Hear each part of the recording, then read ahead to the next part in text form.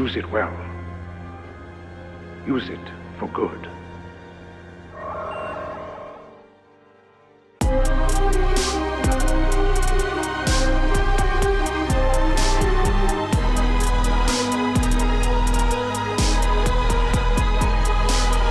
After the very exciting and very positive reception to the first ever Star Wars FPS known as Dark Forces, a sequel was the obvious next step for the devs over at LucasArts. So pre-production was immediately greenlit on the follow-up for the popular shooter, and the team already had some very big ideas for where to take the story next, and how to keep up with the competing technological developments in the industry. Star Wars Jedi Knight Dark Forces 2 was released to consumers on October 10, 1997, quickly establishing itself as one of the greatest Star Wars games ever made, complete with a new engine, a new story, and a vibrant new journey into the Star Wars universe. Everything was bigger and better this time around. Gone was the flat 2.5D world of the first game. Now everything was 3D. Gone was the MIDI music. Now it utilized the compact disc's capabilities to offer up a full surround sound orchestral score filled with the popular Williams motifs the series was known for. But most importantly, the fans saw everything they needed to know about how much bigger this game was going to be right there on the cover art. There, in the biggest letters, are the words, Jedi Knight, and just below them, a clash of green and red lightsabers between our hero and a very obvious Dark Jedi. I mean, this was it. This was the dream. An immersive FPS experience that allowed us to really play as a Jedi Knight inside the world of Star Wars. This wasn't just a game for fans of the original game, or even for fans of shooters.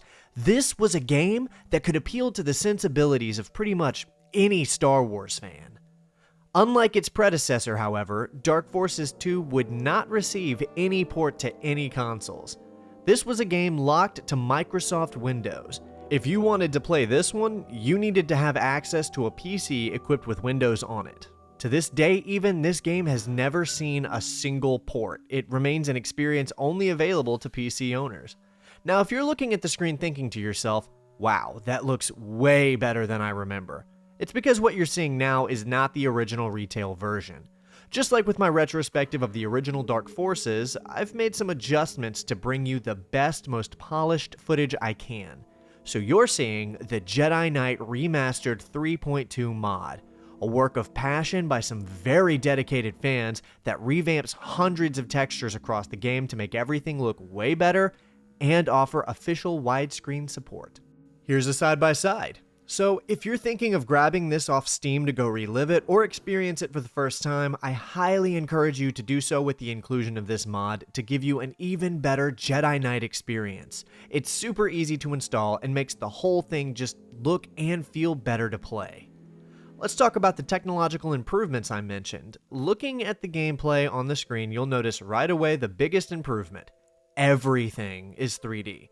No sprites or 2D textures this time, it's a completely three-dimensional world to inhabit and explore. This was achieved through use of the brand new engine written by the team just for this game.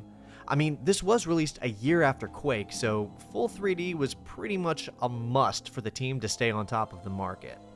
The original Dark Forces was designed around their in-house Jedi engine, but for this title, they developed a whole new engine, ironically called the Sith engine. Not only did this allow the team to make the game in true 3D, but it also offered up the ability to include full live-action cutscenes filmed with real actors specifically for this game. This would also be the first official live-action footage to feature a lightsaber since Return of the Jedi released in 1983. So yeah, this game was a pretty big deal. Also, I'm going to have to ask you to bear with me. I really insist on playing the cutscenes from these games in the video because I make these as a way for people to feel like they themselves are replaying them. So having the cutscenes is vital. Because of this, I need to do a full rescore of the cinematics due to the copyrighted music. I'm keeping all of the relevant dialogue and as much of the original scene audio as I can, while inserting in usable music where needed to avoid copyright. So it'll be very close to the original experience. Let's set up the story.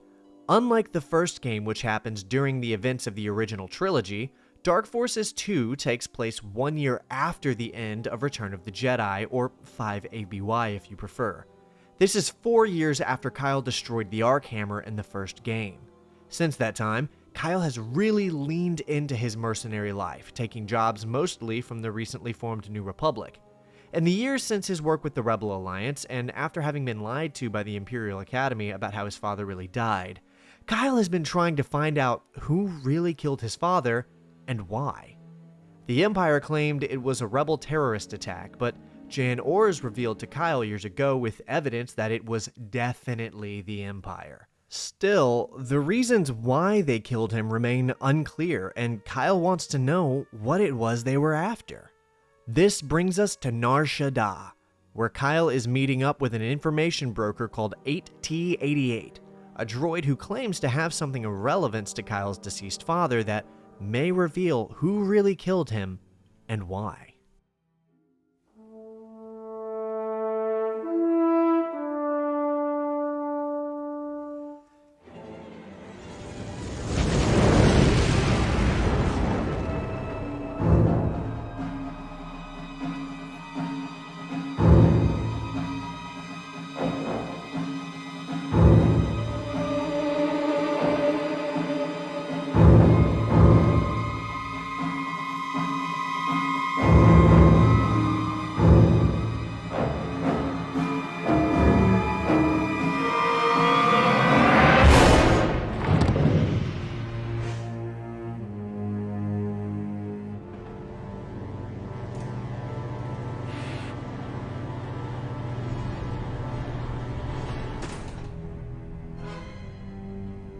Why hesitate? Strike me down. In time, Ron. First, I need something from you.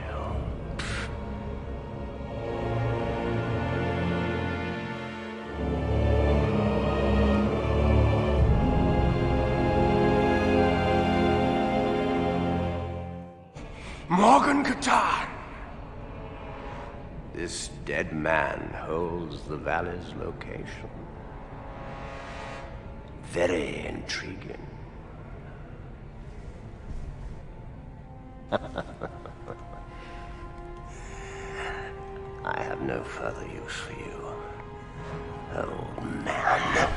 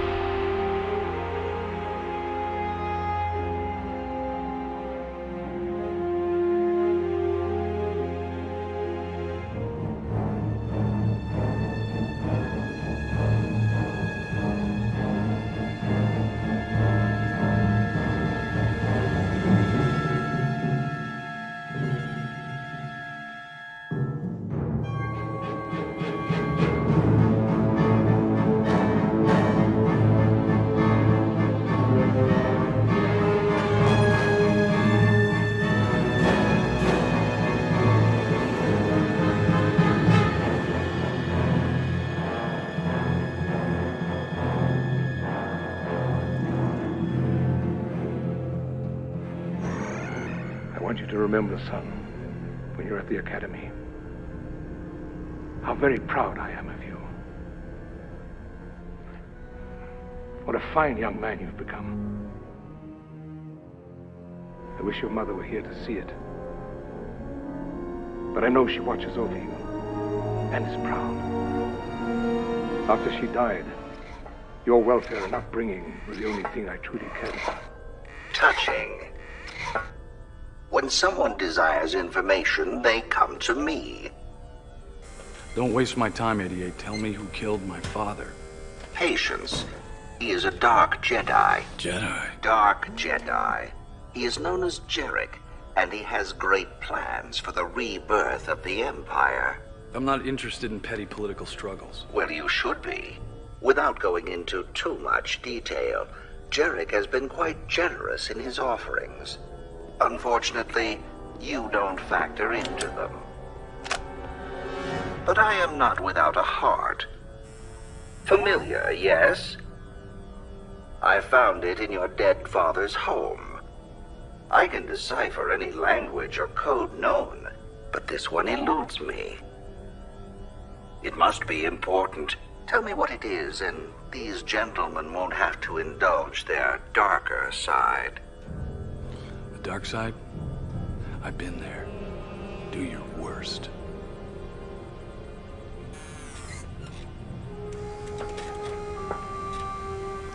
Well, I suppose that concludes our business.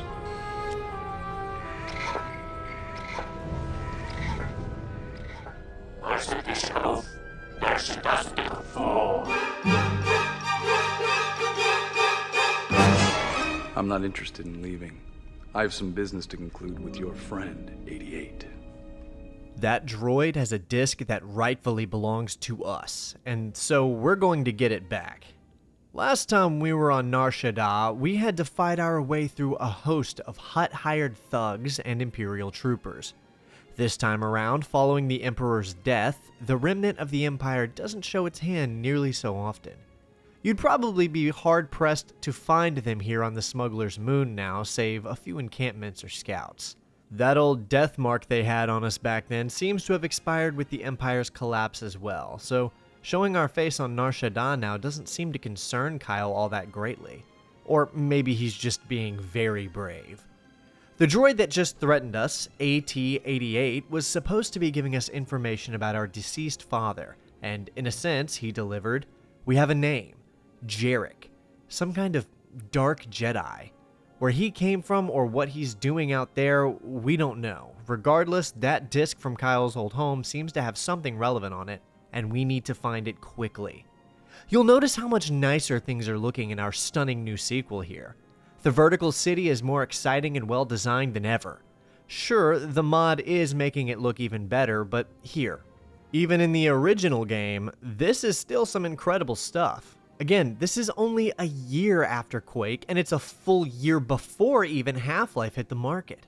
LucasArts was really on top of their game back in the day, because making our way through here is still such a treat for a Star Wars fan like me. The developers really went out of their way to emphasize the scale and height of the city you're in.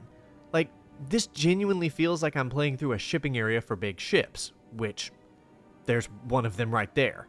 Do you see what I'm saying? Dark Forces 2 starts off strong. Like, this is how you open a game, in my opinion. Especially a Star Wars game. Another really cool addition is civilians. Not only does the inclusion of pedestrian NPCs just living their lives help the game feel immensely more immersive, it also factors into both the gameplay and the ending. More on that later. You'll notice the insane verticality happening here, and this is something I'm going to be bringing up constantly, so just go ahead and prepare yourself for that because this game is downright monolithic in scale. It's not exactly clear why all of these thugs are shooting at us like this, or who put them up to it, but they want us dead. I guess we can potentially assume Jabba may still have a bounty on Kyle at this point, or maybe a lot more people than 88 were included in the bounty Jarek supposedly put on Kyle. Either way, they really want to get their hands on us. Oh, look, a TIE fighter. I guess there is an Imperial presence here after all. Eventually we catch up to the droid though, and Kyle gives him a stern piece of his mind. Leaving so soon?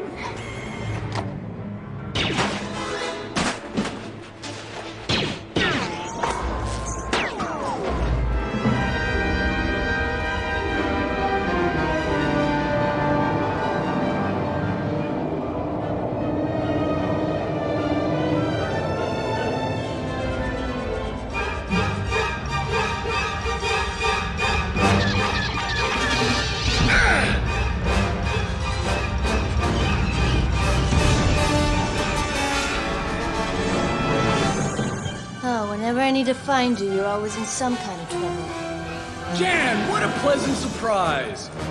What would you do without me, Kyle? I'd be a content old man. Somehow I don't see content or an old man.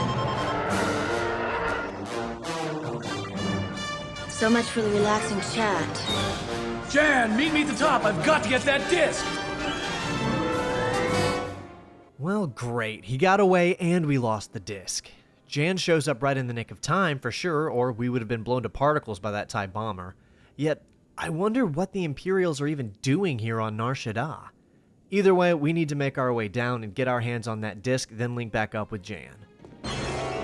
That's that, but now we're even further down than we were before, which means we're going to have to climb back up towards the roof manually.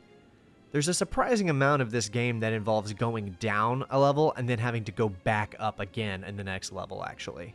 This is where the game really wants you to acknowledge all of the technological advancements made since the original Dark Forces, because there is a ton of platforming in this level design. The original game had its fair share of platforming sections, but this one will be upping that by triple. Each level pretty much has platforming segments interwoven throughout the entire thing, so now is the time to get used to it. LucasArts worked hard to bring us this degree of verticality, and they're going to make sure you appreciate it, which is honestly fun because the platforming does feel great to play. Granted, I am playing a modernized remastered version of the game, but I went through and played most of this game in its vanilla state only a couple of years ago, and it is still just as good to play like that. And man, there are a lot of shipping containers around here, and somehow we've managed to end up on even more conveyor belts. Not again. And our friends the Gamorrean guards are back. You know, it has to suck being a species that only gets hired for bodyguard duty because you're essentially a giant pig thing. The game is, again, really trying to show off its platforming here, as we have to solve a puzzle of activating these giant forklift things and then sprint across them. For the time, this was probably one of the coolest things anyone had ever seen. After fighting our way through an entire shipping building of Nar Shaddaa thugs and mercenaries, we find Jan's ship flying in to meet us and take us out of here. Why is it every time we visit Nar Shaddaa, there's someone trying to kill us?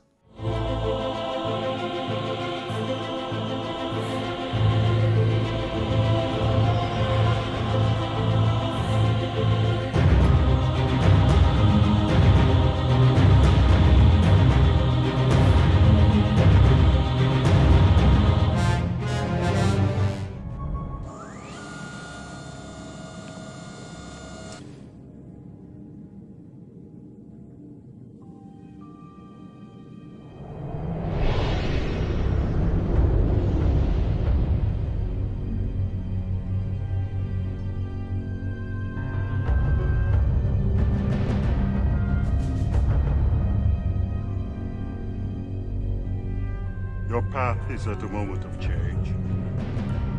Jarek, the man who murdered your father, is a great evil. He searches for the location of a sacred place, the Valley of the Jedi. A force of thousands of Jedi is trapped here. If Jarek captures this power, he will be a creature such as the universe has never seen. A supernova of stars in a fleeting thought. The eradication of life from a star system, in a whisper, will be within his power. Your father gave his life to protect this power, and now it is a place your destiny must take you. The disc you have in your possession will lead you to the ways of the Jedi. Remember, it will be your path to the ways of the Force. Well, your blessed ship is going to be in the repair bay for the next few days. How's it look? Nothing that a crate full of money which you don't have wouldn't solve. Like always, I owe you. Can you take care of her for me? You're not going after Jarek, are you? No. I'm going back to my father's home in Sulan. Can you meet me there when you're finished with the crow? Of course. Is everything okay? I don't know. I'll find out when I get there.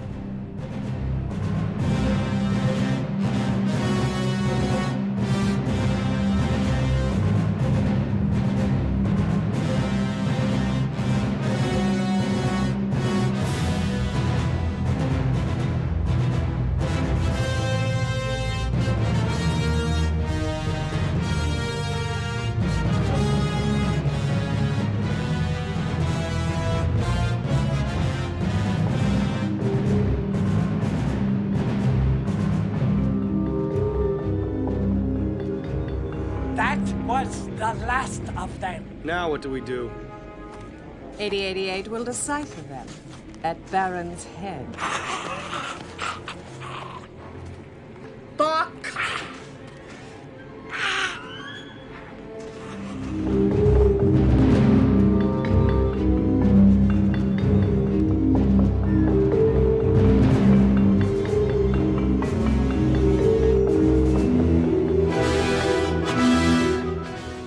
So, we're home now, at our father's estate, and the place where Kyle grew up. Looks like some grave Tuskens have taken to the place and have claimed ownership over it in our absence. At first, I thought these were your run-of-the-mill raiders, but they're not. They're a swoop gang that works as mercenaries. Those people we saw outside of our home before must have left them behind to watch the place. While recovering, Kyle received a Force vision where the ghost of a Jedi named Ron spoke to him of a hidden location of great power. This ancient place is what the Dark Jedi Jarek is after, and somehow our father, Morgan Katarn, knew the location of this place, this Valley of the Jedi. It was a lot to take in, I'm sure, a ghost telling you that you must seek out the way of the Force in a dream. All of that aside, that's not the reason Kyle needed to come back here.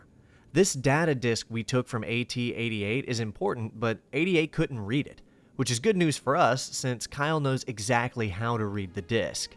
That shuttle also seemed to have some significantly more threatening individuals on it, but luckily they left before we got here. However, these grave Tuskens have really made themselves at home tearing this place apart. This has got to be frustrating for Kyle to see. His old childhood home in utter ruins like this. Speaking of which, I gotta say, old Morgan Katarn must have been loaded. I mean, this estate is huge and very elaborate. What a place to grow up in. The real reason Kyle needed to come back here is because this data disk was written with proprietary technology via Morgan Katarn's personal droid named Ouija. If Kyle can find Ouija, then he can play whatever is on this disk. Sulan is an interesting world too. It's one of the moons for Solust, and it's where the Sulanese like to test their explosive tech, given its more barren nature. It's not the most dangerous planet out there, but I wouldn't exactly call it inviting either. Nevertheless, I'd strap in because we're going to be here for a while. I can't read Galactic Basic, but I'm pretty sure this sign is telling me that the water is electrified. Making it across the water, we're introduced to some of the very dangerous local fauna. Not sure what the hell these giant insects are, but if I lived on a planet where these were abundant, I'd have a giant dome around my house. Finally, Kyle is able to find his father's old workshop, and with it, the droid we need to decode our data disk. My father's workshop. Ouija has got to be in here.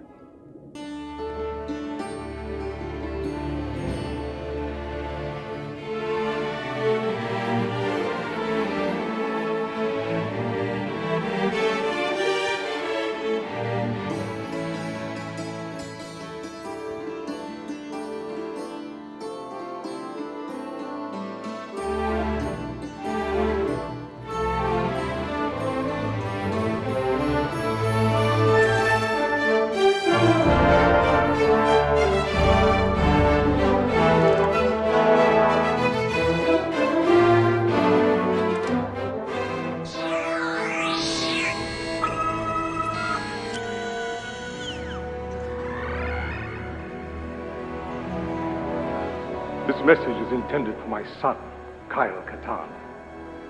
Kyle, I have left two very important items for you. The first is a map to the Valley of the Jedi, and is embedded in the stone ceiling above this room. The last is a lightsaber that once belonged to a friend and great Jedi, Ron.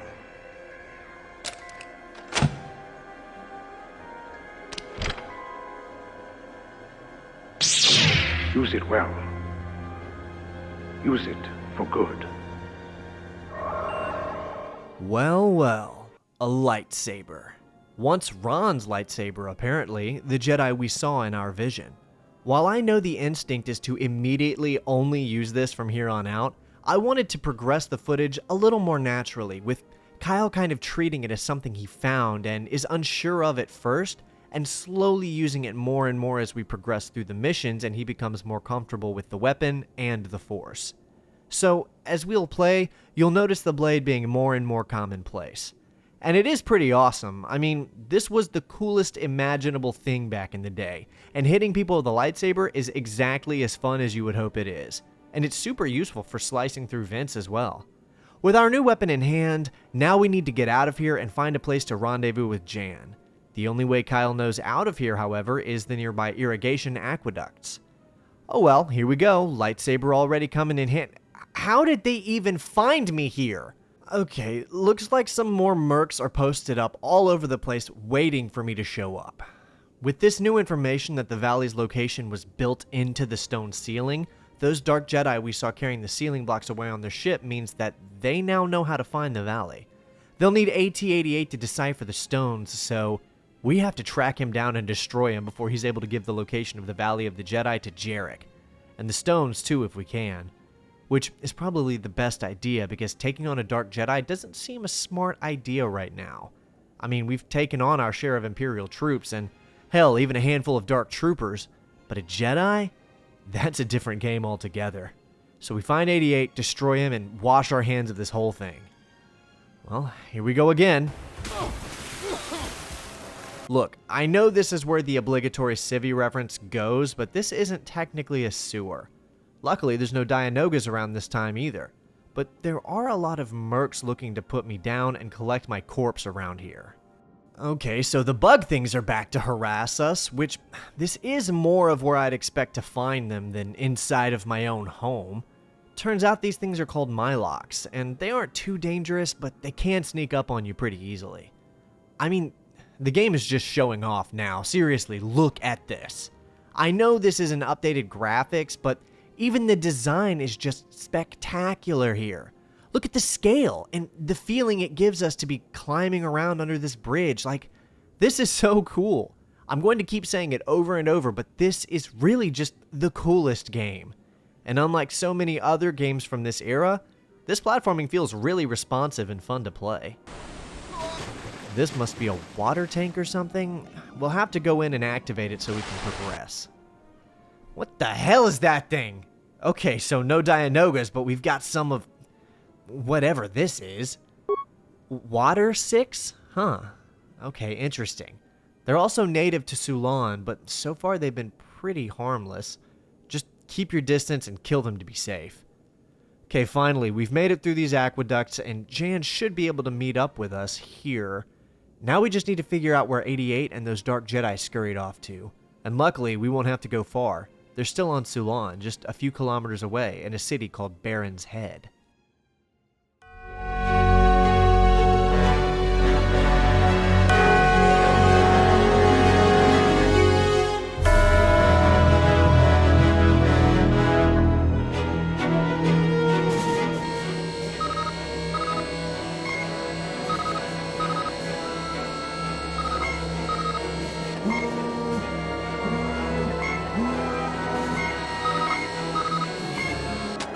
Baron's Head. The Empire sure knows how to ruin a perfectly good city. My guess is your Pal 88 is in that large house. The Imperials are guarding it like a fortress. Well, I think a visit's in order. Don't you?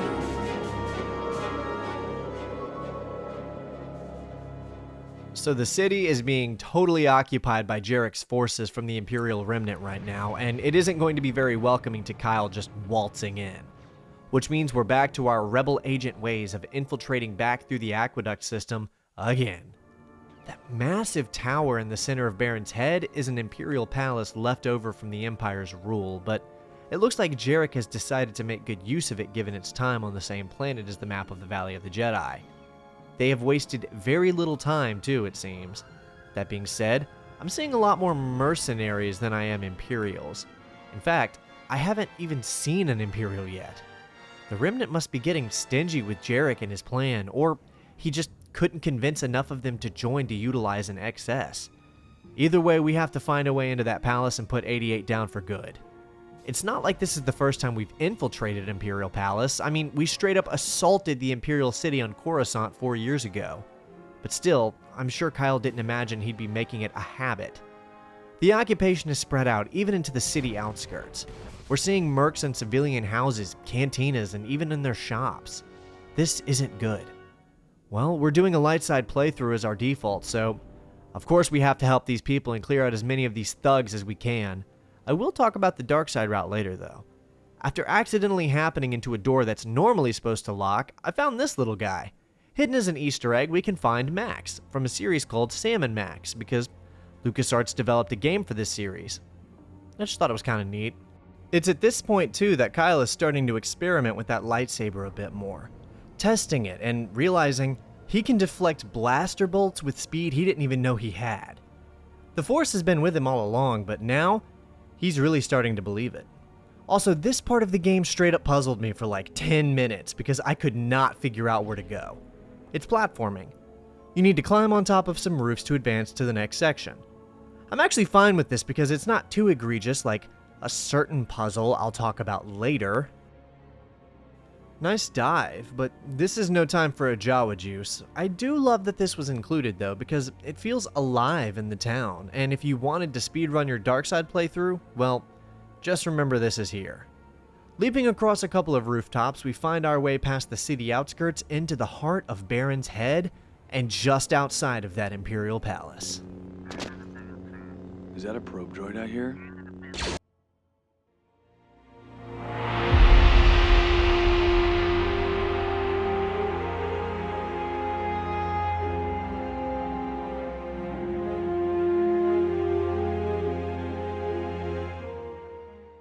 There be Imperials in these woods. The Imperial Remnant, actually, so it would seem we're on the right track after... Once again, these trip mines are the bane of my existence. I hate them! After clearing out half dozen of the only real negative attribute in the whole game, we have to navigate our way through several destroyed buildings. I'm assuming this is the work of the Empire, likely Jarek's men from the occupation of Barret's Head. These buildings really are just totally demolished for the most part. We even have to make our way through a flooded area just to get through this part of the city block, which I have to say is an awesome way to include the swimming mechanic into the level design. Eventually, we can really tell we're in an Imperial-run section of building as we encounter some stormtroopers, which is a great excuse to hone our Jedi skills. After that, it's not long till we get what we really came here for. There it is, the Imperial Palace of Barret's Head. I was loving the game so far already, but this section is where it really started to feel like I was walking the path of a Jedi. Because we have to sprint around this huge courtyard, falling back on our newly realized Jedi instincts to deflect these blaster shots and move across these massive open areas. There's AT-STs trekking around on top of those bridges and dozens of stormtroopers looking for a reason to use their weapons. A scruffy-looking smuggler running around with a giant green glow stick isn't exactly subtle. This is where I just embraced fully that I was going to be leaning primarily on my lightsaber from here on out. I would still grab weapons when I needed them, depending on the situation, but I think at this point in the story, tackling the Empire once again, Kyle is embracing his destiny as a Jedi. Something you may have noticed is that yes, Jedi Knight Dark Forces 2 does indeed feature dismemberment. There has been quite a bit of dialogue surrounding the different saber-based Star Wars games over the years regarding the inclusion or absence of this feature, but fans of it can rest assured arms will be cut off throughout your playthrough. After solving some puzzles requiring Kyle to tap into the Force for additional speed, by which I mean using the Force speed ability, we're finally able to get onto the exterior upper level of the palace. From here, it's just a matter of accessing the front door, and that's a lot of stormtroopers. Okay, with that done, we're finally able to get into the palace.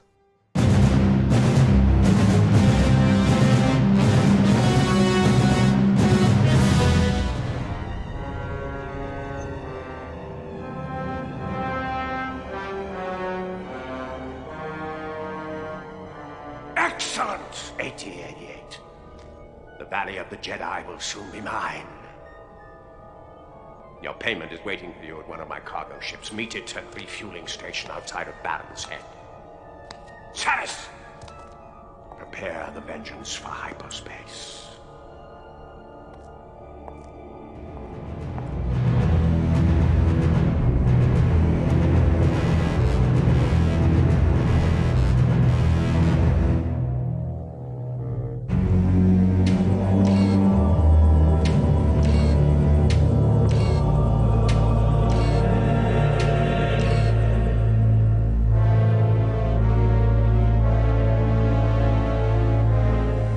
I should have aimed for your head when I had the chance.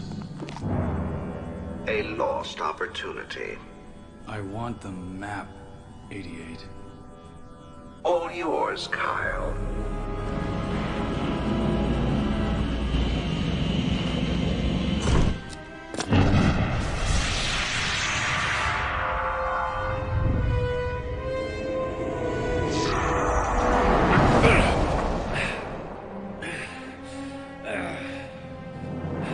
In all my years, I've only known dark Jedi, never one from the light side.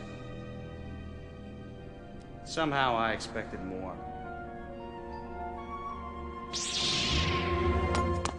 There's quite a lot of information out there that Samuel Jackson's request for a purple lightsaber in Attack of the Clones was the cause of the first non-red, green, or blue saber color. However, as we see here, Dark Forces 2, which came out years before even The Phantom Menace, features different colored sabers. Orange and purple both appear in this game long before Episode 2 ever even started filming. It is true, though, that Lucas was back and forth on this, but eventually he did accept the idea that sabers could be different colors. Here we fight Yun, a Dark Jedi apprentice and newest addition to Jarek's ragtag band of Dark Jedi. So what's the difference between a Dark Jedi and a Sith, you ask? I'll break that down in just a brief minute. Let's talk about this battle on screen. Yun has been sent to confront Kyle and seems to act as Kyle's first real matchup against another opponent with a lightsaber. This defining moment shows Kyle what it means to be a Jedi and face down corruption. Fortunately for Kyle, Yun is only an acolyte and does not have very much training. We see in the cutscene even he himself is surprised at what he can do with the dark side of the Force. Yun has been seduced to the power of the dark side, and I do mean literally. The lore behind this game tells us that one of the other Dark Jedi serving Jarek, named Saris, whom we will confront later, literally seduced Yun, and then he followed her to join Jarek. Yun was born into wealth as the son of a mineral baron on the planet Panatha, and was eager to learn the ways of the ancient martial art called Teräs Käsi. The monks refused to teach him, however, leaving him bitter and angry, susceptible to the manipulation of Saris, who seduced him and convinced him to kill his own father and join Jarek. Even so, despite his brief training under Jarek, he is still very inexperienced. Following a powerful battle between our two young Force users, Kyle overcomes Yun, and the two face down a choice that will define both of their fates to follow. Kill me! Isn't that what you do to Dark Jedi?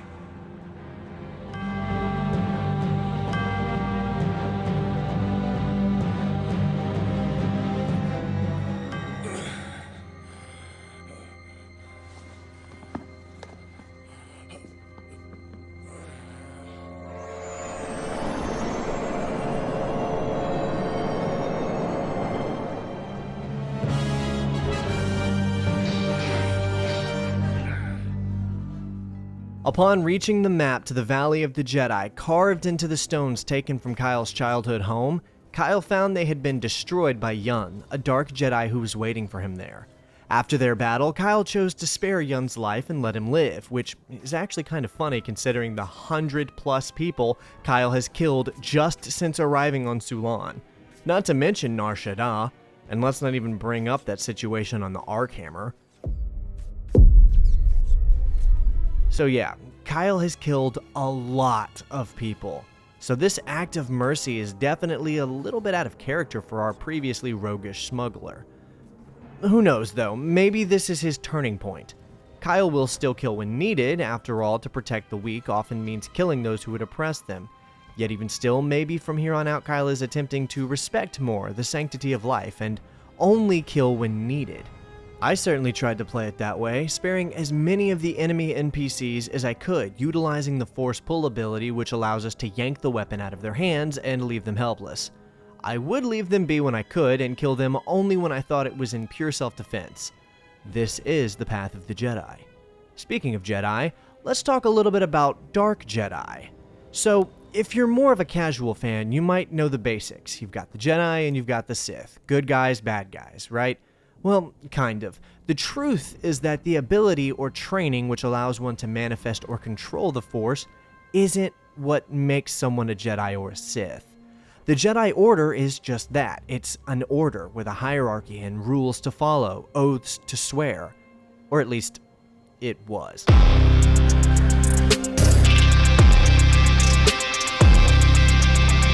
The Sith are the same thing. They are an order. You have to be a member to be called a Sith, to abide by the code, the oaths, etc. Or you could be an ethnic Sith by race, but that's something different and hasn't been relevant for thousands of years by this point in the canon. To be a Dark Jedi is simply to be a Force user who utilizes its power for selfish reasons. Why use the word Jedi if you're not aligned with the Order then, you ask? Well, that's for one simple reason. The Jedi Order came before the Sith, and has been associated by billions across the galaxy with people who are able to tap into the mystical powers of the Force. So, good or bad, red, green, purple, or blue saber, black cloak or brown, to the average resident across the galaxy, you're just a Jedi. So, essentially, Jarek is just a Force user who has allowed the dark side to corrupt him. He bears no Darth title. He subscribes to no code. He is not a Sith. He's a Dark Jedi. A more accurate term would actually be Fallen Jedi, but we'll stick with Dark Jedi for now. Jedi. Dark Jedi. Back to the story, Kyle has to escape from this palace and catch up to AT-88 before the droid escapes him, since the memory banks of that droid are Kyle's last real chance of finding the location of the valley. This mission is actually really cool. You'll spend a lot of time outside, see different fighters flying overhead bombing the location around you, and you'll have to do quite a bit of platforming to make your way around the area. Now, while this might look incredible, I need to remind you that it's all post adding the mod. The original game does still look exceptional, but this footage is very much a prettied up version. After platforming our way across these elevators, we run into an old friend.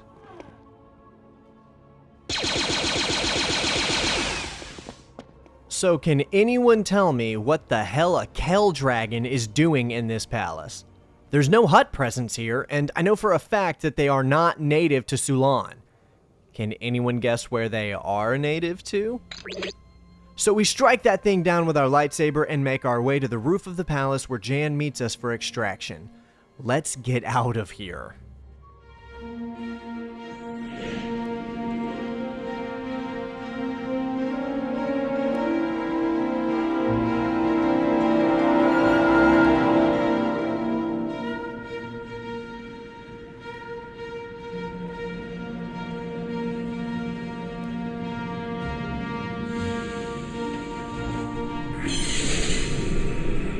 I'm here for my well-deserved payment. So Kyle and Jan tracked AT-88 to a nearby cargo ship where the majority of the remnant forces currently on Sulan are preparing to leave and relocate to wherever the Valley of the Jedi is.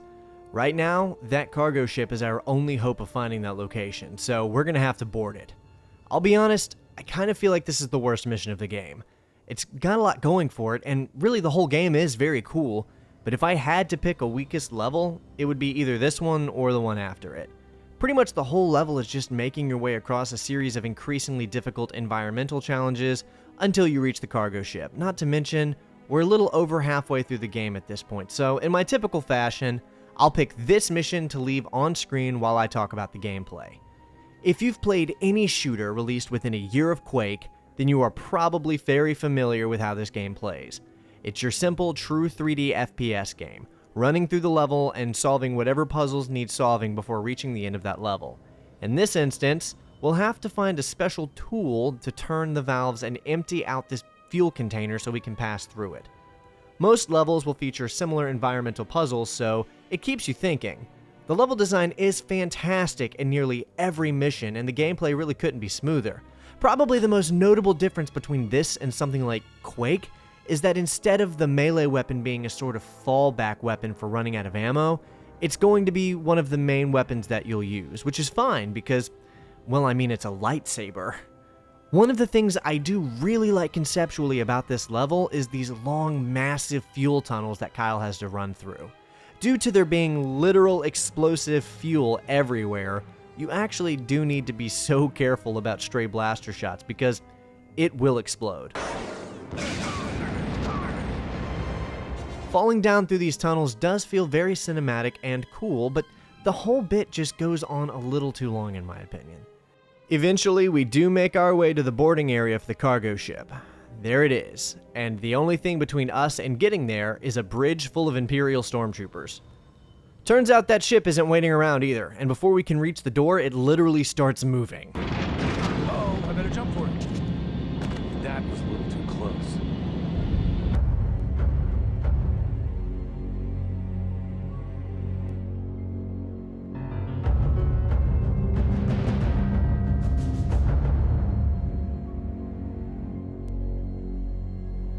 Alright, well here we are, riding atop the exterior of a flying vessel. Gotta keep our focus. 8T88 is the objective. Find him, scrap his body, and extract that data from his head. In my time playing Dark Forces 2, this is the only mission that stumped me so bad, I had to go look up a walkthrough to figure out what to do. Seriously, this mission alone probably added an extra 30 minutes to my playtime, just running back and forth trying to figure out what to do. I don't think I'm the only one who experienced this either.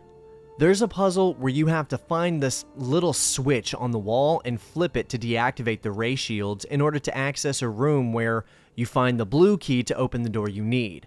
I just completely missed that switch, and so I was running around aimlessly for a while before I just pulled up a walkthrough. This little red-drenched circular area is one of my favorite areas in the game, by the way, just because it looks so cool. Getting past that, we find 8T88 shuttle, and in the next room over, we find 8T88.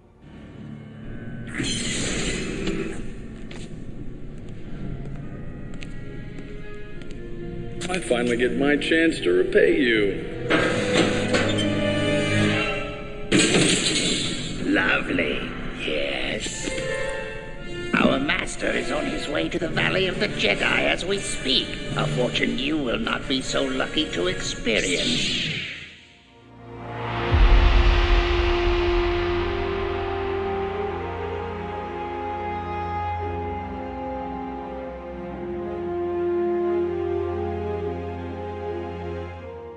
Kyle is confronted by two creatures of the dark side. They're called the Deadly Twins of the Force, but, they're clearly not brothers. They don't look all that similar. The game calls them brothers, but this is due to their connection through the Force. Gork and Pick. One of them is small, agile, and fights very similar to Yoda from Attack of the Clones, just 5 years before that ever happened in real life. The other of them is a large, hulking mass that trudges around with what looks like a lightsaber. The one thing I just cannot seem to get over, however, is the size of their lightsabers. This one is cartoonishly large. Look at the size of that thing. Turns out that's not even actually a lightsaber. Those are pretty hard to come by after the Purge. He's using a light club, which is similar in concept to a lightsaber, but without the hyper-rare kyber crystal, so it's technically a lot weaker.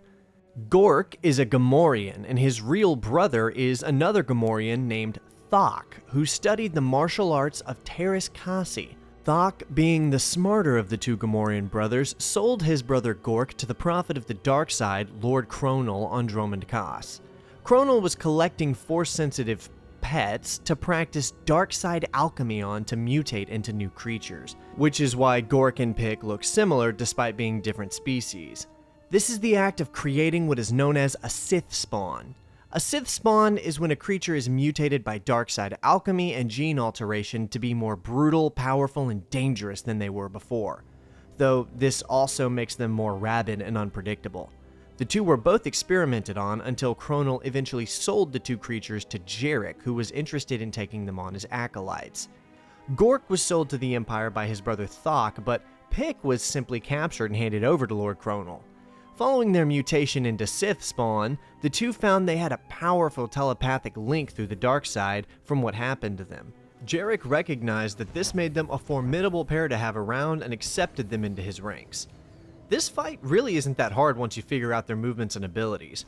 I died a few times, but really, if you circle strafe Gork, you can take him out pretty easily using your advantage in agility, and once he's down, Pick doesn't stand a chance. Interestingly enough, and this is going to blow your mind, that little lightsaber you're seeing Pick use was later revealed to have been one once used by Yoda. I couldn't believe it when doing research for this, and the source was apparently an official article released at some point, though I could not find that article myself. I assume it was taken off following the Disney buyout. The claim was that the blade used by Pick in this sequence was given to him by Jarek, who found it among Ron's possessions. It was one of the many blades Yoda had once constructed and used, and Luke apparently even sent some of his Jedi to find it long after Kyle left it among the wreckage of the Sulon Star, which is the name of the cargo ship we're on right now, by the way. Take all of that with a grain of salt, however, as even its legitimacy regarding the Legends canon is questionable as far as I can tell. After a long and intense battle, Kyle is able to fell both of the Dark Jedi and retrieve the map from AT-88's remains. Now it's just a matter of fighting our way back to the exterior of the ship and finding somewhere Jan can pick us up. This mission isn't too long, but does feature the most prominent use of keycards in the whole game. Honestly, more so even than anything seen in the first Dark Forces game. There's a lot of wandering through the guts of the ship and trying to figure out where to even go. This mission also features the most prominent use of lighting in the game. There's a lot of dark rooms to navigate through. Other than that, there isn't really much more to say about this mission. Once you figure out where the keys are and familiarize yourself with navigating the level, you've pretty much reached the end. Climbing up to the exit, we can see the atmosphere now, and all we need to do is call Jan. Wait, hold on just a second. Why can we see the atmosphere? Okay, not to get too nitpicky, but we've been on the Sulon Star for a solid 2 hours at this point, at least. The time spent boarding the ship, killing the 2 Dark Jedi, and now escaping to this point, that's been like 2 hours. Now, I happen to know that the Sulon Star is heading straight for the location of the valley, which is on another planet. So why are we still in atmosphere? Why have we been in atmosphere until what looks like nightfall has arrived? Did we never leave the atmosphere? Have we just been flying through the skies of Sulon for the last 2 hours? If so, why? Shouldn't we be in space by now? Or better yet, right after departing like 2 hours ago? Well, maybe we're already on the planet of the valley. No, because the first thing we see after exiting this mission is Jan fixing Ouija, no, not that one, the robot, so that we can read 88's data and see the location of the valley. Why didn't we just follow the Sulon Star? Or better yet, why didn't Jan just board the Sulon Star? We'd already killed the 2 Dark Jedi and just about everyone else. If it was too risky for Jan to board, why didn't Kyle just get the Navicharts for this ship and send them to Jan? We've literally done that before in Dark Forces 1. I'm not done with this point, but let me just show you what happens next.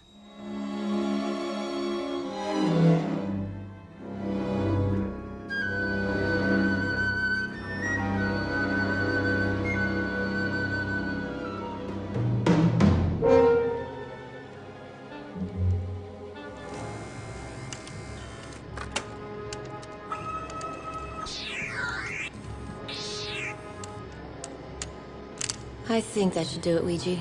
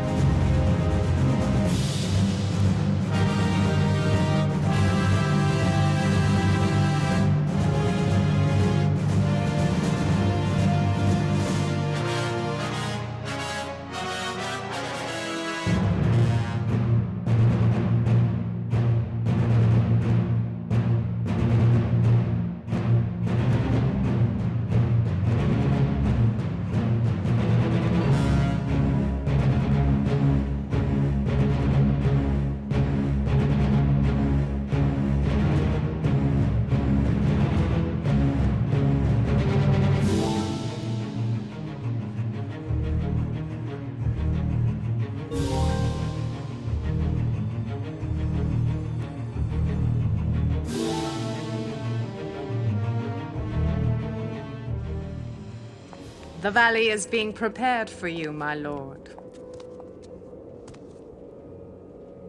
Very good, Saris.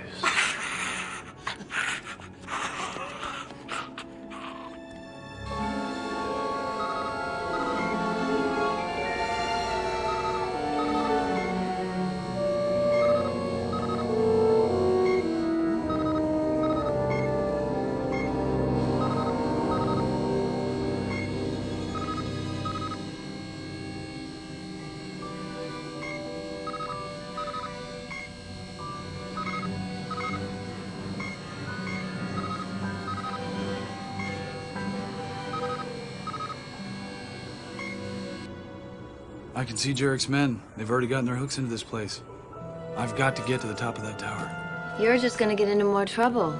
That's when you bail me out.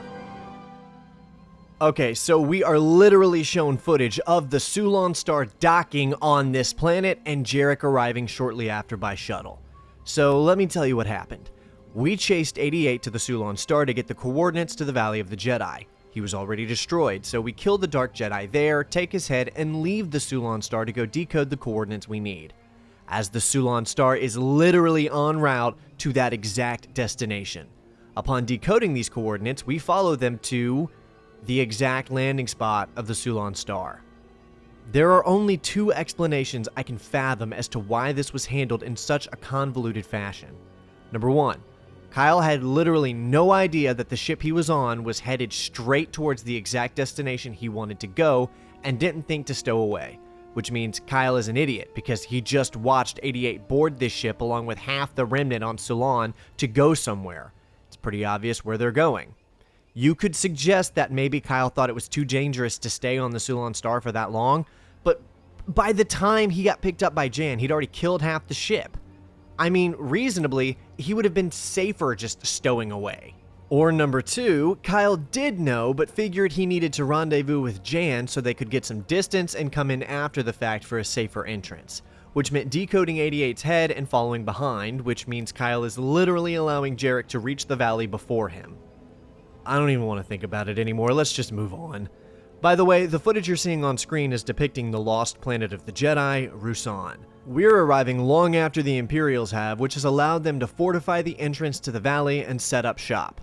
You know, defenses, scouts, snipers, trip mines, things Kyle could have potentially snuck past if he just stayed on the damn ship, which they seem to have set up a lot of things in a very short amount of time. I'll come back to that in a minute.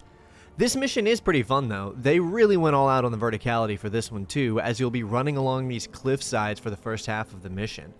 This is where you can really have fun with the Force Pull ability, yanking Imperial's weapons right out of their hands while running towards them. The second half of the mission really ups the ante. I mean, look at the scale on display here. There's always a bigger fish. At this point in the game, I accidentally soft-locked myself from progressing. I was running all over, going back, looking for a way to get past these ray shields. I could see the little tube I was supposed to cross, but couldn't figure out how to access it. Turns out, there's a ventilation access underneath an elevator I'd activated, left down, stupidly jumped off the bridge into the water, and because my health was too low to survive the fall back down, meant I couldn't access the grate. Eventually, I managed to get across into their main base and really give them hell. Man, I love the concussion rifle. And just beyond this door is Kyle's destiny. Literally.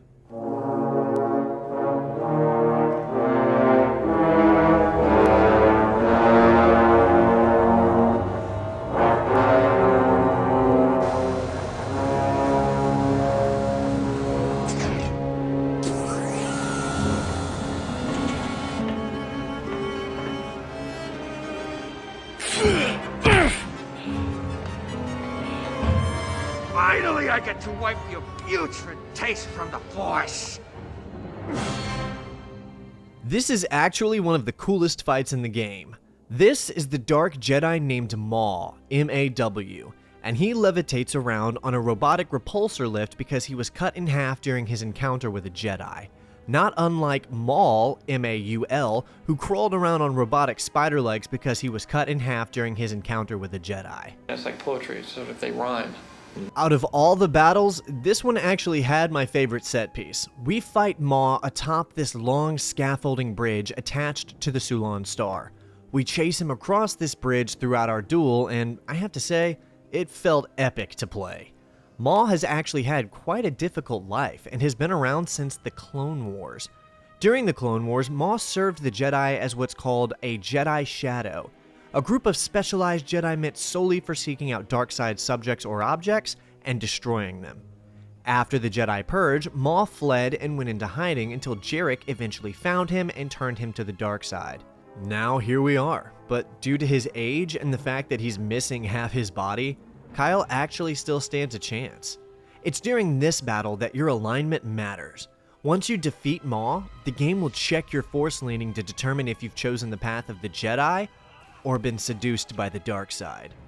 The final missions will then play out according to that decision to determine the ending, but it's mostly the same no matter what, though there are some notable changes which we'll go over later. For now, let's finish this. Weaponless. Kill me!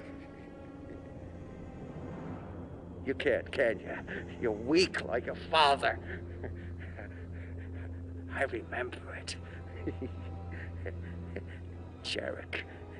He gave him a sweet, slow death. A death worthy of a coward! I had the honor of taking his head and thrusting it on a spike for all to see.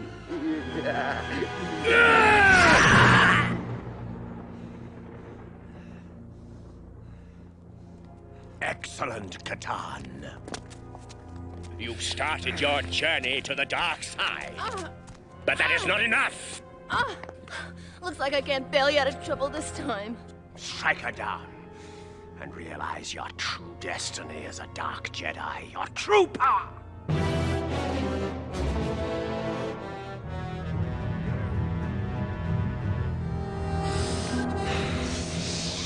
No. A pity. Then you will die.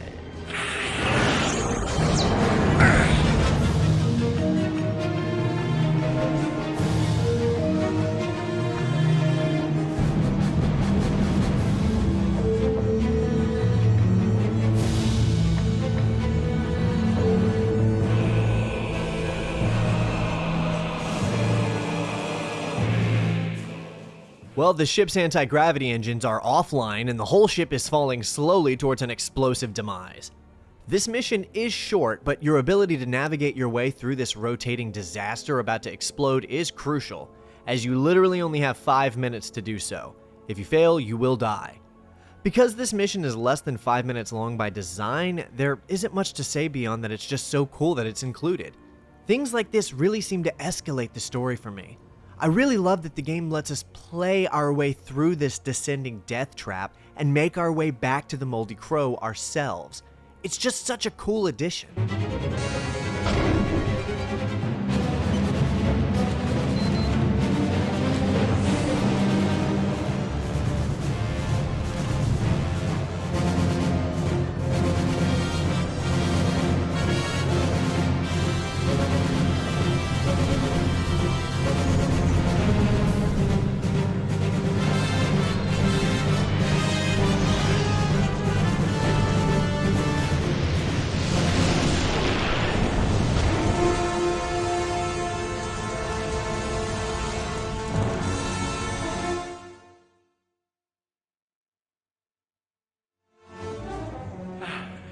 Such a bad fall. But you'll be glad to know I found your lightsaber.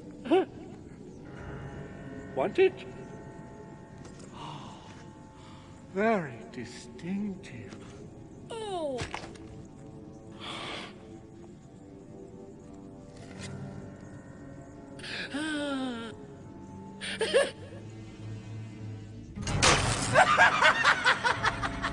Not so distinctive now, is it?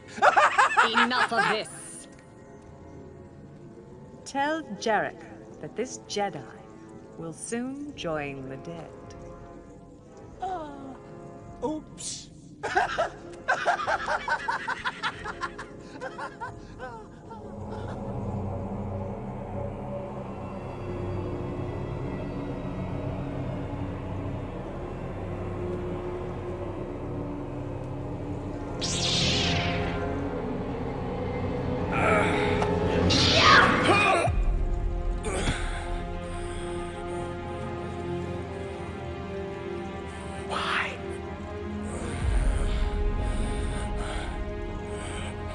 He is a Jedi.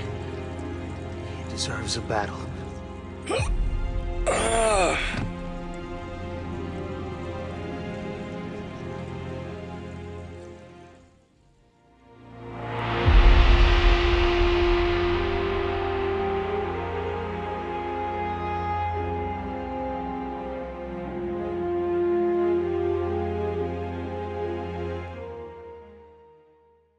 As you can see, we're progressing with the light side path, but I'll talk about the alternative later.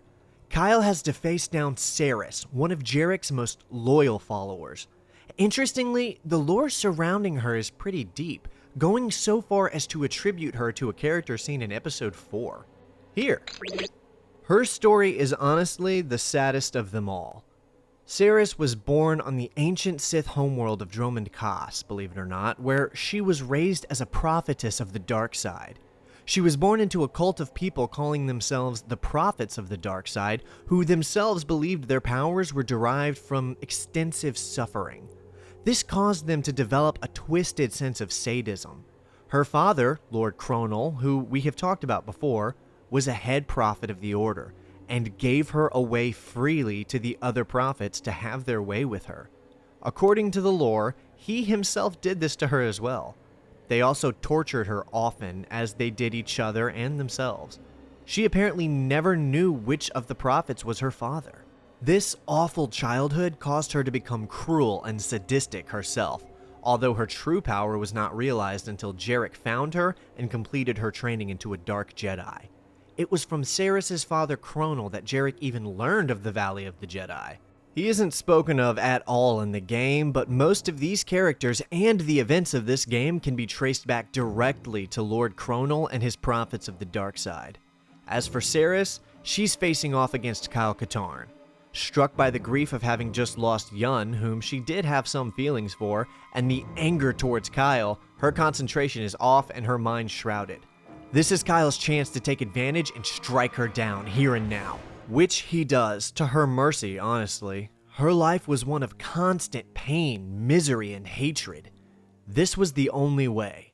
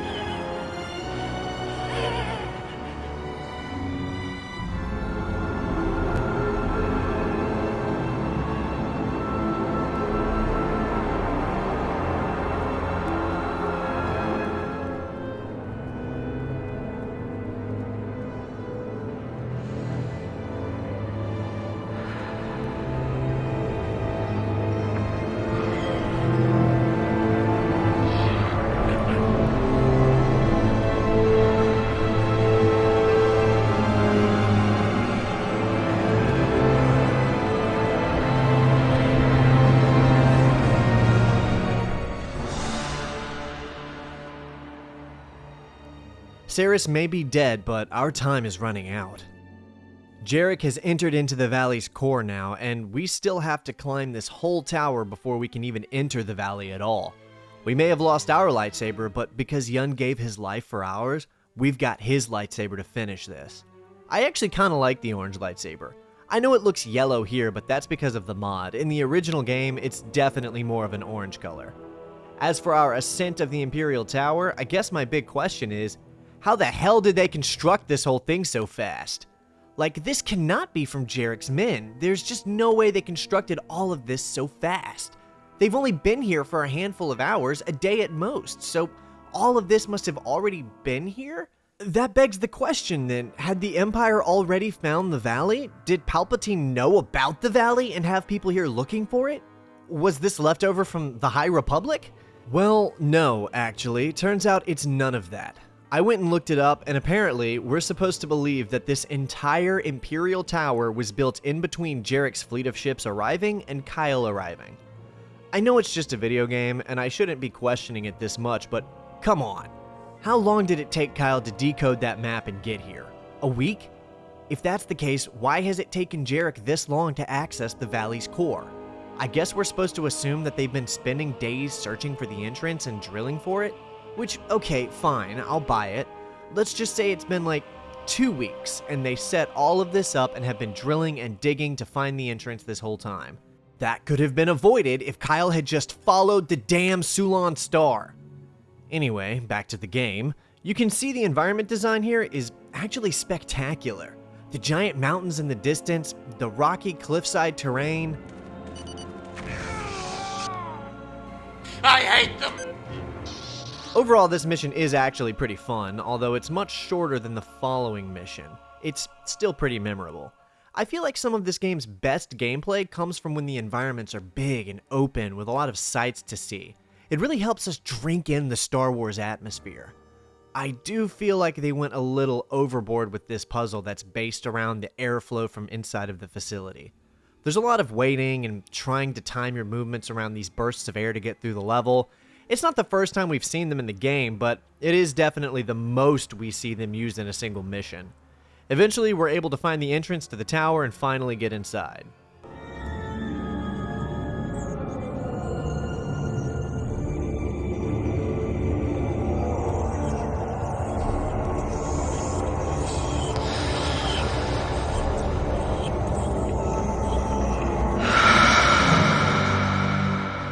After climbing all that way to gain access to the tower, we will now spend the rest of the level trying to go back down again in order to find the valley's entrance. This mission is sort of like a last-minute trial by fire. It's filled with confusing layouts, claustrophobic corridors, difficult to navigate platforming bits, and an environmental puzzle that's based entirely on finding a series of very easy-to-miss switches. I don't hate it, but I could definitely feel it testing my patience. Well, actually, I guess I do both like and hate this level. What I like about it is that it feels like a test, a final push before reaching the valley. The last effort of Kyle Katarn to reach his goal before it's too late. It's pretty heavily laden with stormtroopers, and this does essentially act as the penultimate level of the game. What I don't like is that it's long, tedious, frustrating, and worst of all, kind of boring. That said, we do ride the cargo container down the tower and eventually find a tunnel that takes us further down into the dig site. We're not far now, just one more mission before our final confrontation. They've been doing some work down here. We can see a giant Imperial drill that they have used to essentially punch a hole straight into the Valley of the Jedi. This is the final mission of the game, and man, does it deliver. It really does offer that aura of unearthing something ancient and hidden. Wandering through these dark chambers with very little to light our way except the orange glow of our lightsaber. It feels as though there could be danger lurking around any corner. Yeah, like that. Wait, is that a Kell Dragon? Is that another Kell Dragon? How? How did these even get down here? There's just no way that they were brought down by the Empire. Even if they could bring them all that way, which they could not, they wouldn't fit, but why would they even bother? Were they already down here? Have they been down here for centuries, breeding and reproducing, surviving off of small vermin and rodents as they find them? Also, don't be that guy. I am more than aware that these were placed here because they are an enemy NPC, and this was a good place to have the player confront them. I am here to overanalyze for plot and lore's sake. It's kind of my thing. I'm going to headcanon this as creatures that are just being similar looking to Kell Dragons, but actually they're a different type of alien. Look, I'm trying here, okay? I already overlooked the fact that the Mylox just happen to be on both planets so far. Past that, we find what is essentially our last puzzle of the game, and I actually really like it. It took me some work to figure it out, but it's a really clever way to incorporate a kind of Indiana Jones-like puzzle that meshes with the aesthetic and setting of this kind of tomb-like level. I actually found it to be fun and memorable. After solving this, the final gateway to the valley's core lay just ahead, and with it, Kyle's final trials.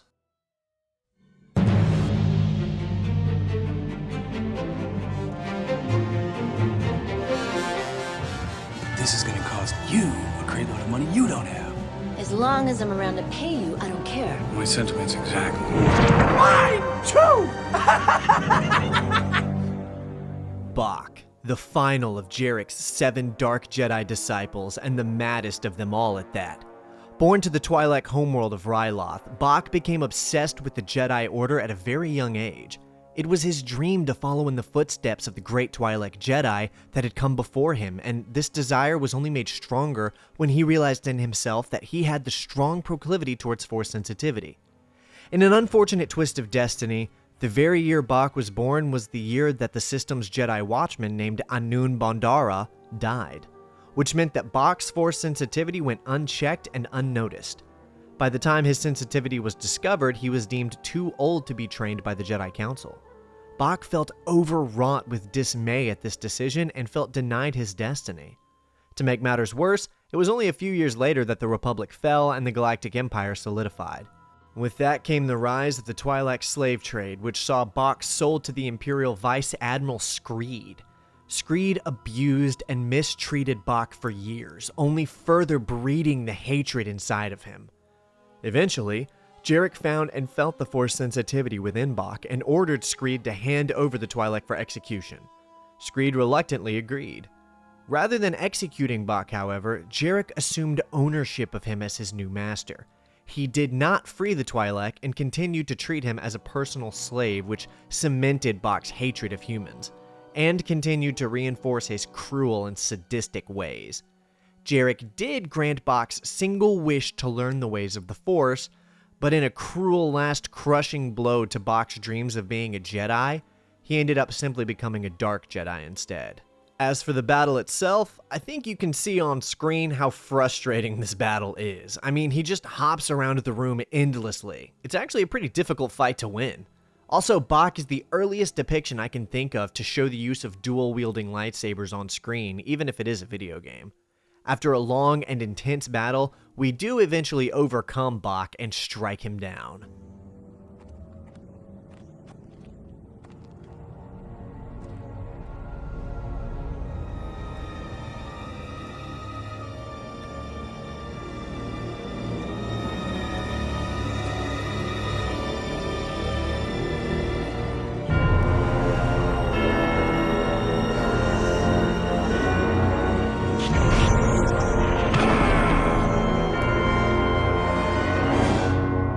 Swallowed up into the valley's core, Kyle becomes trapped inside with Jarek and no way out. This is the final duel. It's up to Kyle to defeat Jarek here and now and fulfill an ancient prophecy foretold to his father decades ago. Oh yeah, we should talk about that. Years ago when Morgan Katarn, Kyle's father, first stumbled upon the Valley of the Jedi, he was told of a prophecy that a Jedi Knight would find the valley and free the spirits trapped inside. Morgan later went on to suspect that his own son might fulfill this prophecy, which is why he had the map all of these years. Well, now Jarek is here to take the power of the lost Jedi spirits for himself. So who is Jarek anyway? Before I go into this, I want to clarify that an immense amount of the lore I've been talking about was established retroactively after the game released, but it was established through canon means and was accepted as canonical until the Disney buyout of 2012. Jarek was a Mira Luca Jedi Master who specialized in archaeology. His race has always been exceedingly rare due to an incident thousands of years ago that wiped out the Mira Luca homeworld. We'll get to that in a later video, I'm sure. And since then, they have essentially been a nomadic race, struggling to stay in existence. Although they are born physically blind, they are extremely Force sensitive and can even see through the Force itself. Jarek was raised and trained by the Jedi Jocasta Nu, who found him and encouraged his strong thirst for knowledge. Jocasta, being an archaeologist for the Order in her knighthood days before becoming the chief librarian, related heavily to Jarek's love of learning, which is why she passed on her job to him when she became a Jedi Master and accepted the position of overseeing the Jedi archives. Although Jarek did take on an apprentice himself named Amisa Darius, he would end up abandoning her as soon as she passed the Jedi trials and became a knight. Jarek's obsession with the location of the Valley of the Jedi was growing. What had started as a quest to locate and retrieve the information for the Jedi Council had become a self-motivated need to acquire the knowledge hidden there. Jarek's search for the valley led him into the unknown regions for several years. Normally, something like this would have been noticed by the Jedi Order pretty quickly, but shortly after Jarek disappeared into the unknown regions, a little thing called the Clone Wars broke out. With all of their attention now on the war, pretty much everyone forgot Jarek even existed. Many probably assumed he was killed by the Separatists. Some Jedi did mention him in the EU during the Clone Wars, including Obi-Wan, but most assumed he must just be dead. When the Great Jedi Purge occurred, Jarek was nowhere to be found. Yet Jarek literally sat out the entirety of the Clone Wars, lost in the unknown regions looking for the Valley of the Jedi. When he eventually returned, not long after the rise of the Galactic Empire, Jarek made it all the way to Coruscant before realizing that the Jedi had been totally wiped out. Still being a Jedi himself, he quickly deduced what his fate would be if he remained, and he immediately turned around and fled back towards the unknown regions. It was too late, however, as the Imperial Inquisitorius had already figured out exactly who he was. In fact, they were under strict orders to find him since his fate had never been formally declared.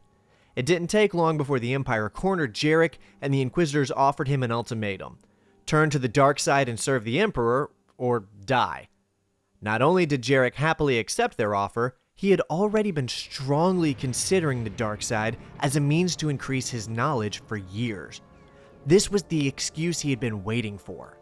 From there, Jarek spent his time as an Inquisitor, expanding his knowledge of the dark side, finding ancient Sith and Jedi relics to deliver to the Emperor, and of course, hunting Jedi.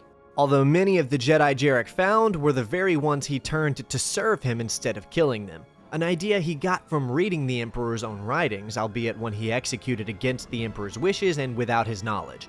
Jarek had been formulating a way to dispose of both Palpatine and Vader throughout the entirety of his service as an Inquisitor, but of course the need for this dissolved following the Battle of Endor. And so with no one to look over his shoulder and a power vacuum left to be filled, Jarek immediately sought out a portion of the Imperial Remnant and took control to formulate his own personal army under his will.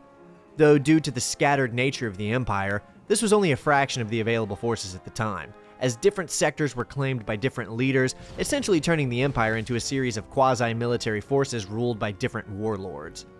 And with his newly established dark forces, Jarek resumed in full his quest to discover the location of the lost Valley of the Jedi.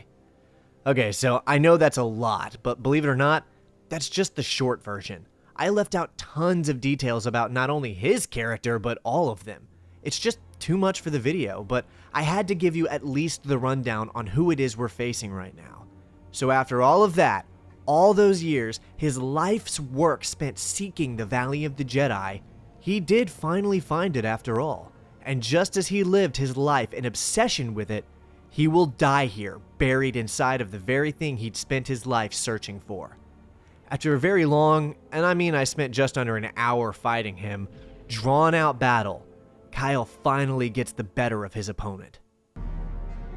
I am defenseless.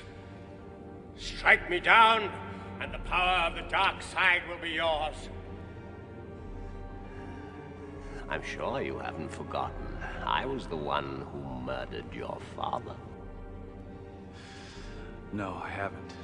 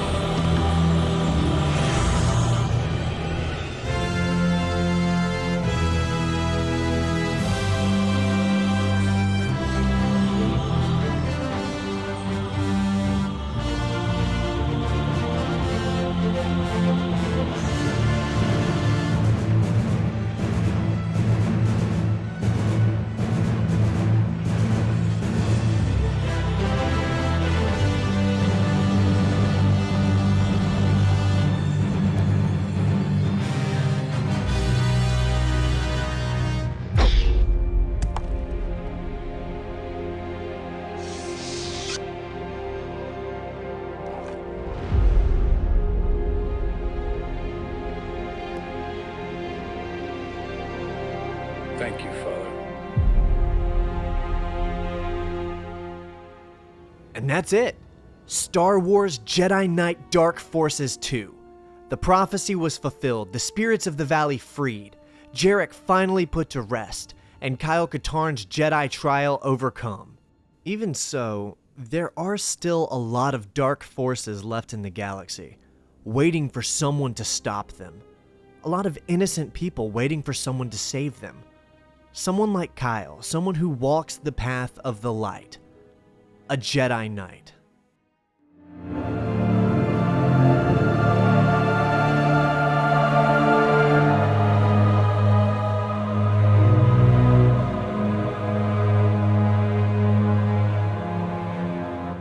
So, Kyle saved Jan, defeated Jarek, and preserved the secrets within the Valley of the Jedi. But what if he didn't? It wouldn't be a proper game about embodying the path of the Jedi Knight without including the slow seduction of the dark side. Dark Forces 2 actually features an alternate ending dependent on how you played through the game up until now. The game shows you a meter at the bottom of your screen at the end of every level, depicting how close you are to becoming a Jedi of the Light, or falling into the dark side. This meter is determined by a number of variables like your success in defending the civilian NPCs across the game's levels, whether or not you intentionally hurt civilians or droids like gonk droids or protocol droids, and lastly, if you attain or use dark side or light side powers and how much you use them. You can't really cheese it either. I was reading a bunch of people's different experiences and saw they only unlocked and used light side powers, but still got the dark ending because they hurt civvies and droids, and then you can use a dark side power here and there if you are really attentive to civvies and droids. So the game is really taking all of your actions into account. So what changes if you choose the path of the dark side? Why do I need you, Jarek, when I can take all the power of the valley myself? A pity. Then you will die.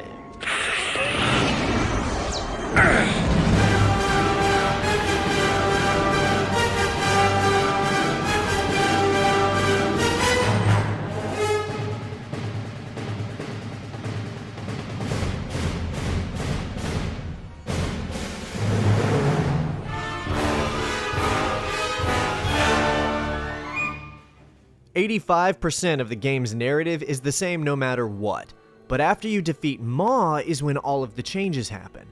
Instead of trying to save Jan, Kyle simply strikes her down and tells Jarek he'll be taking the power of the valley for himself. Then the scene plays out pretty much the same from there. After escaping the falling ship in the light ending, we saw Kyle damage the Moldy Crow and ended up being taken captive by Saris and Yun. And Yun sacrificed himself to give Kyle a fighting chance, as we saw, because Yun was spared by Kyle earlier in the game. In the dark ending, however, Saris is nowhere to be seen, and instead, Yun confronts Kyle as we have our rematch, killing the young Dark Jedi for good this time. After this, the last 5 levels play out pretty much identically to the light side ending, except Jan is notably absent from the cutscene where Kyle finds Jarek in the valley's core. Although as expected, the dark side powers are a little bit more fun to play through these levels with. Force choke, lightning, destruction, I mean come on.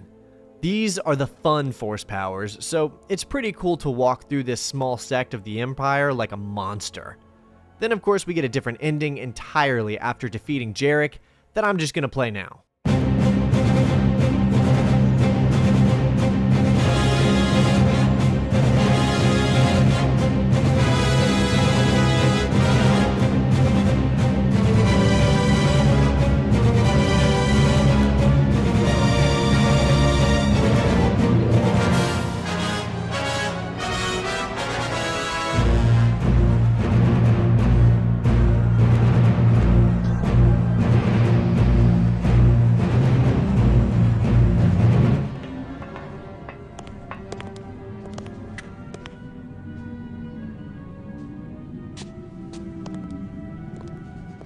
Our spies bring word of a small rebel uprising on Danuta.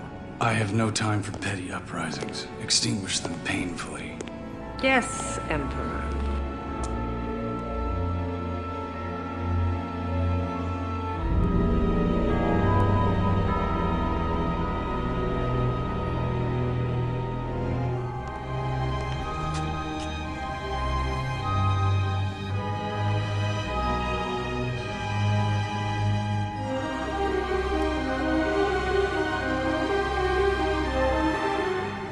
want you to remember, son, when you're at the academy, how very proud I am of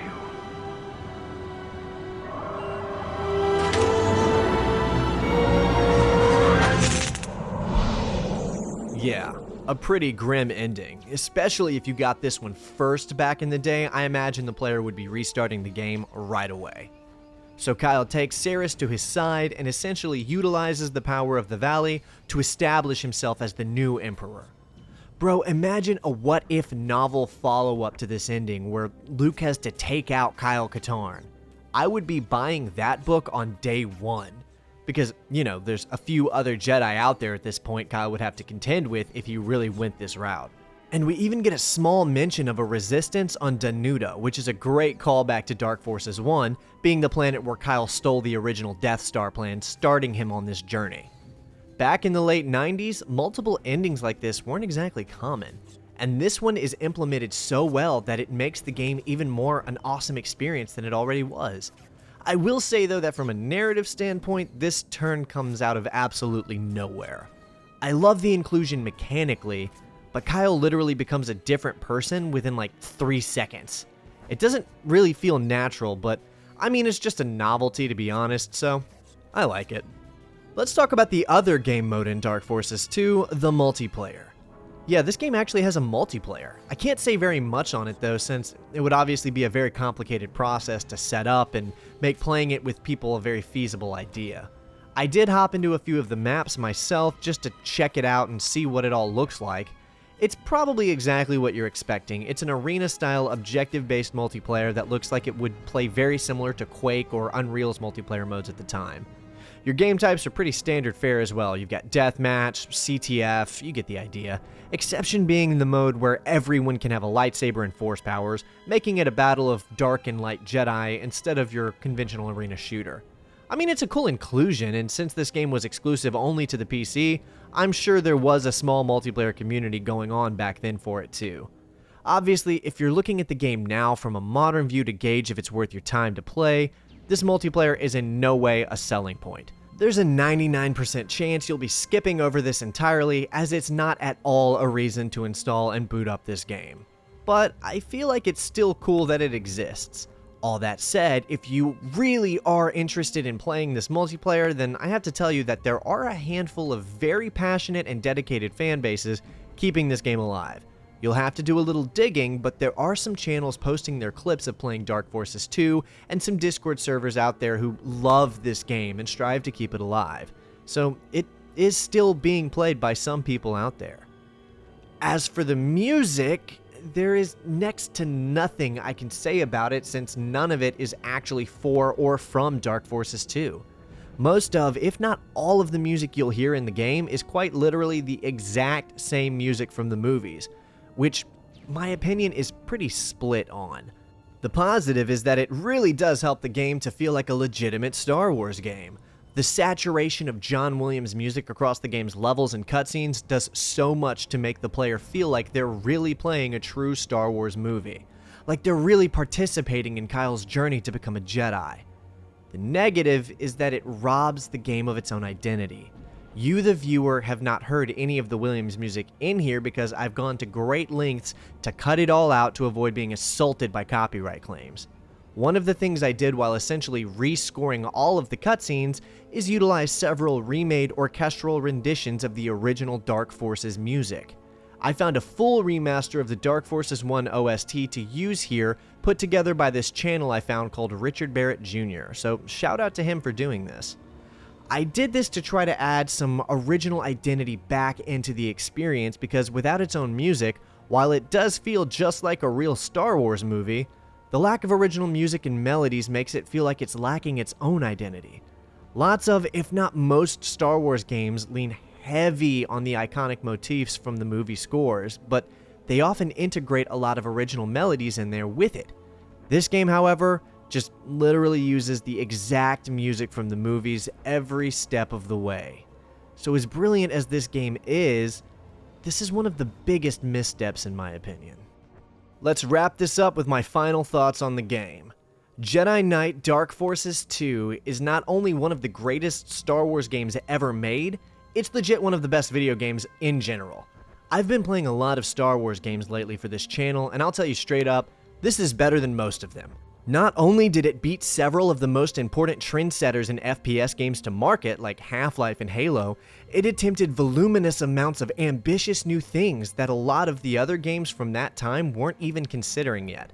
Things like live-action cutscenes, morality systems, multiple endings affected by your gameplay and not just your binary choices in certain areas, massive levels, tight and responsive platforming.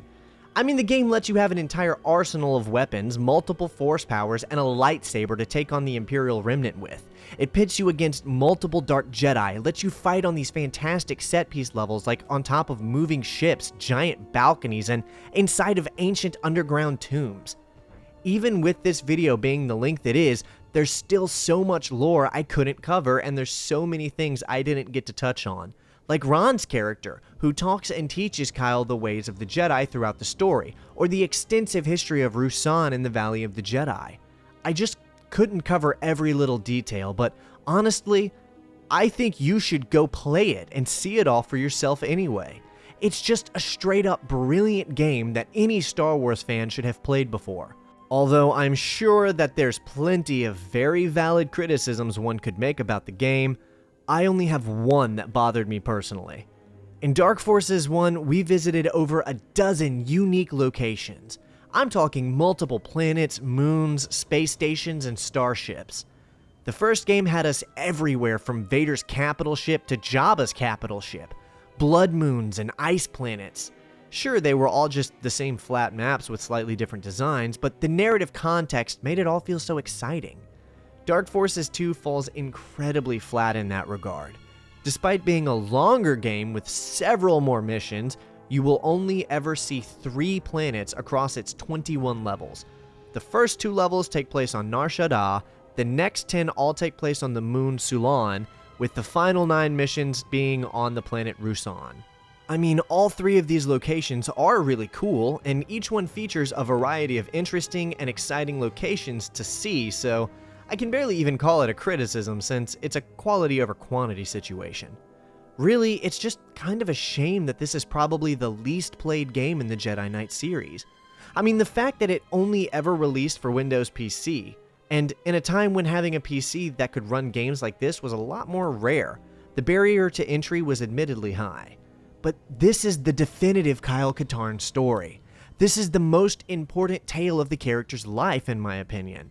This is his moment, when he reconnected with his father's legacy, when he accepted the Force, when he finally avenged the death of his father by killing the man who murdered him.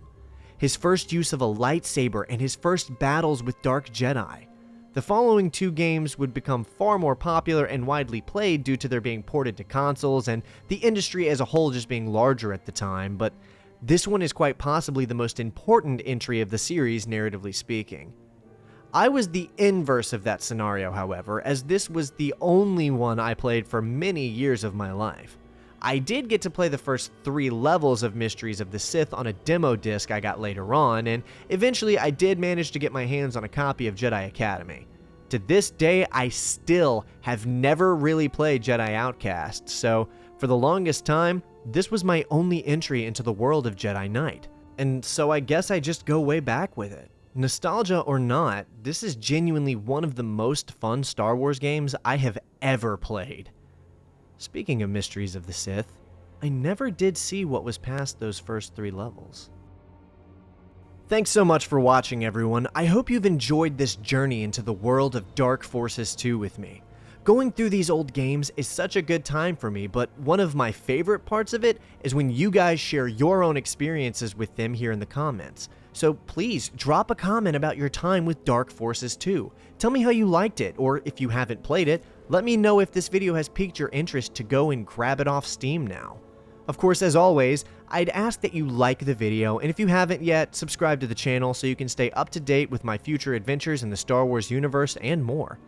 As always, I hope to see you in my next video, but until then, that's all I've got for you.